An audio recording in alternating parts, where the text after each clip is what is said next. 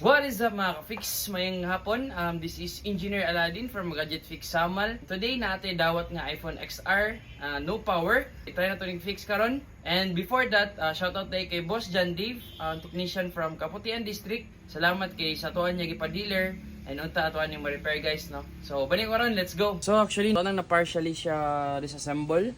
So ato na ning ipadayon nagtanggal ta ng parts para ma-inspect na to. Ito to ang board and ma-check na to. And at least ma-confirm na to nga sa ang board mismo ang problema dili sa mga peripherals nga naka-connect sa motherboard. So natanggal na siya mga ka-fix. Kumuha na siya ang motherboard sa iPhone XR. So ito nang gi-connect sa power supply guys. And ang problema, although wala pa na to siya gi-power on, nagakuha na siya og 2 amps or max amperes. So tara tuan nang tanan kung asa nga part ang nagainit guys. So shorted VDD main jud siya guys, confirm. And guys, so na-connect na to ang positive and negative. So again, ato ang thermal. Ngayon tagihin kung asa ang naga-short. Gamit itong thermal camera. Ayan. And ato nang i-on ang power supply. So atong i-on. And guys, oh, nagainit diri nga part. Sa sulod yata.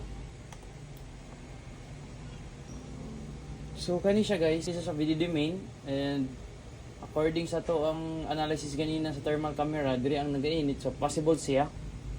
And guys, no, covered na sa rosin. I-on na ako ang power supply in 5, 4, 3, 2, 1. So siya guys, so yan, siya, confirm, siya. Double check na to.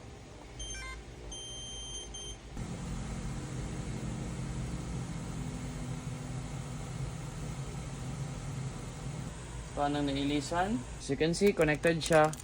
And karon wala na din siya ginakakuha ng kurente. So, for now, we can conclude na okay na nga board.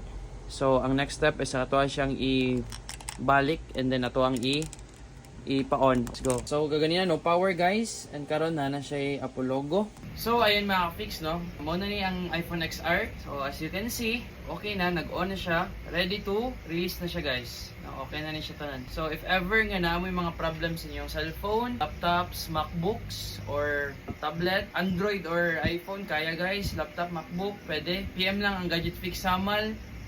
Actually, nahanapod ko isa ka page, Gadget Fix Samal, Piña Plata branch. Pa-like and follow na lang po guys. Thank you again, shout out kay Boss John Dave, Kaputian Technician ng nagpa-dealer sa tuwa. Again guys, maura to na yung mga panguntahan na PM lang. We love you guys.